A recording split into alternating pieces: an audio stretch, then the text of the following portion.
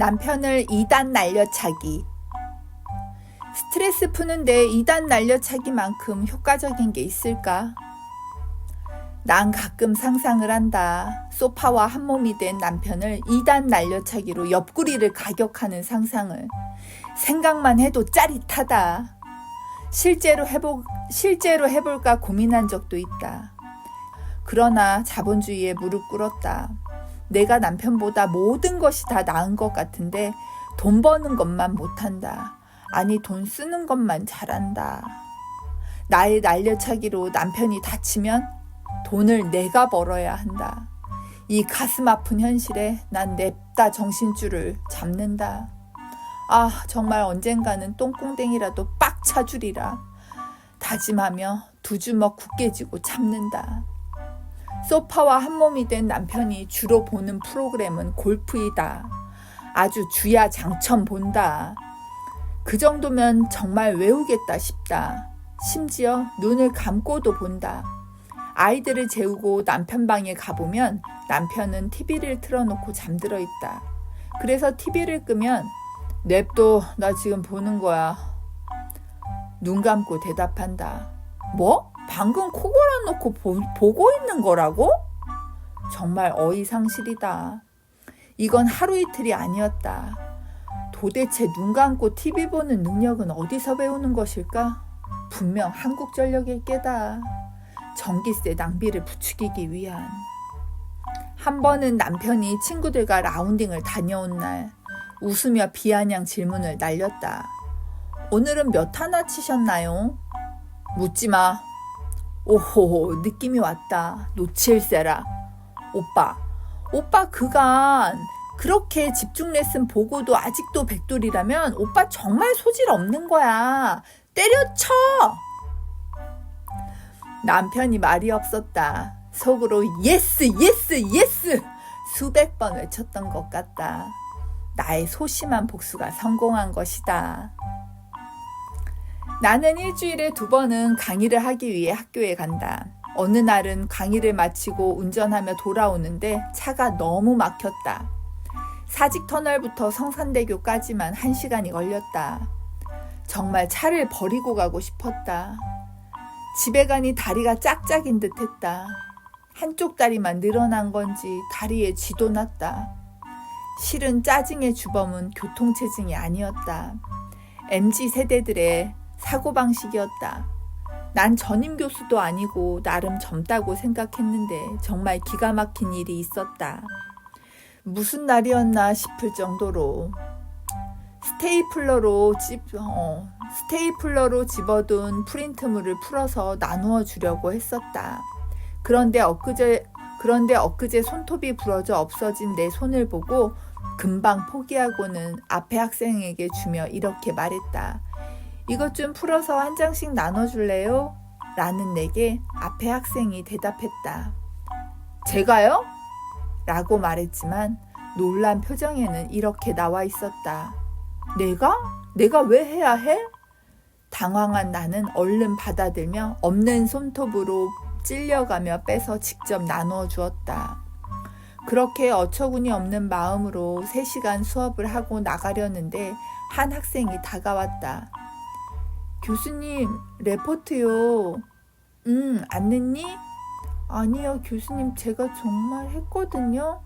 그런데요. 괜찮아. 말해도 돼. 무슨 일 있니? 너무 심각한 표정을 한 학생은 소심해 보였다. 그래서 편하게 얘기해도 된다는 뜻을 담아 한껏 미소를 보여주기도 했다. 저희 집에 고양이를 키우는데요. 제가 레포트를 식탁 위에 놨는데요. 고양이가 거기 올라가서 실을 싼 건지 떨어져서 젖은 건지. 아, 그래서 못 가지고 왔다는 거구나. 길어지는 대화를 자르고 싶었다. 그러나 학생은 천천히 말을 이어갔다. 아니요, 그게 아니라요. 그래서 제가 그걸 말리려고 올려놔서 말리기는 했거든요.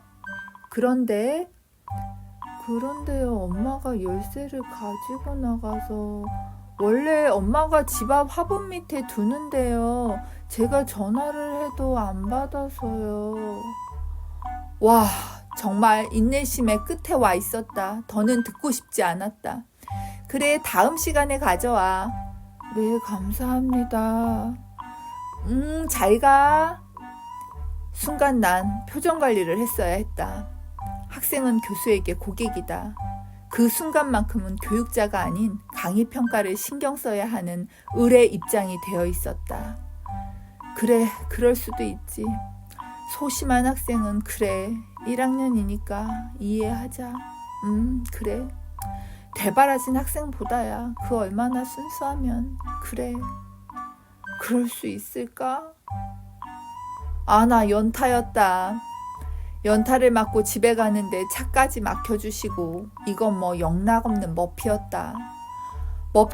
머피의 법칙의 주인공이 된 나는 기분을 풀 곳이 없었다. 같은 일을 하는 친구에게 전화해서 요즘 학생들의 뒷담화를 했다. 그리고 결론은 MZ세대들의 무서움으로 결론 짓고 끝이 났다. 그런데도 나의 짜증은 풀리지 않았다. 집에 돌아와 와인을 벌컥벌컥 마시며 남편에게 얘기했다. 차 막힌 얘기며 학생들에게 쌓인 감정들을. 아, 힘들어. 요즘 애들 왜 이래? 오빠, 나 오늘 수업 시간에 어쩌고 저쩌고 그러고 오는데 차가 막혀서 나 대전 가는 줄 알았잖아. 속의 얘기를 털어놓으며 풀고 싶었다. 줄줄 나오는 얘기에 마무리할 때쯤 남편은 바로 대답해 주었다. 정말 듣자마자 바로. 때려쳐! 나는 길게 말했는데 남편은 단 한마디 때려쳐. 오호, 이것도 참을 만한 상황이 아니었다. 마음 같아서는 주먹을 날리고 싶었으나 바로 반격했다. 그럼 한 달에 200씩 더 가져와. 일 끝나고 집에 오지 말고 대리기사라도 뛰시던가. 내가 그렇게 가르쳤건만 재창만 해도 이 집에서 밥은 먹을 수 있다고. 누차 얘기했건만. 그렇구나. 그랬어? 이게 힘들면 이게 그렇게 힘들단 말인가. 그런데 남편이 웃는다. 말은 그렇게 했지만 나도 안다. 고액 연봉자에게 할 말은 아니라는 것쯤은. 답답 깝깝. 이렇게 한마디로 날 종결시켜버리는 남편의 재주는 가끔 날 미치게 만든다. A형인 나는 돌려주는 재주를 키우기로 마음먹었다. 중딩 학습법 중 바꿔서 생각해보기가 안 되면 내가 상황을 만들어주기로. 그래서 가끔 소심한 복수를 감행한다. 나도 인간이다. 스트레스는 풀어야 한다. 아무리 내성적인 성향이라지만 외향적으로 풀고 싶을 때도 있다. 그래서 난 남편 기분 좋을 때 두 주먹을 불끈 쥐고 등짝을 사정없이 날린다. 고맙게도 남편은 그걸 참아준다. 이 사람도 이렇게 때우는 게 편하리라 생각하며 이제는 속 시원히 등짝 스매싱에 손자국이 날 정도로 스매싱을 날리기도 한다. 그러면 아야, 아파 라고 하지만 미동도 없이 참아준다. 그도 그게 편하리라. 신기한 건 내가 잘 사는 편도 아닌데 주변에서 나에게 상담하는 지인들이 많다. 내가 더 부자도 아니고 내가 덜 싸우는 것도 아닌데 말이다. 나에게 대단한 이해와 포용 따위는 없다. 단지 살아남으려고 애쓰는 본능에 충실할 뿐이다. 아직 지천명도 되지 않았지만 난 그리 생각한다. 내가 살고 싶은 대로 사는 것이 인생이라고.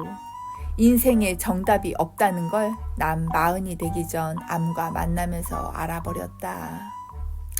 그래서 난 최선을 다하는 노력 따위는 하지 말라고 감히 조언한다. 그러면 반드시 보상 심리가 생긴다고. 그냥 하라고. 뭐든지 그냥 하는 게 좋은 거라고. 보상 심리가 생기는 순간 의미를 잃게 된다고.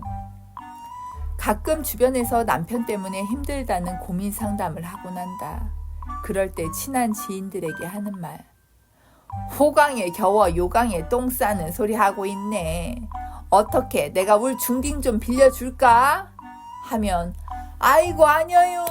지가 정신 바짝 차릴게요. 그녀들도 안다. 내 것이 좋은 것이라는 걸.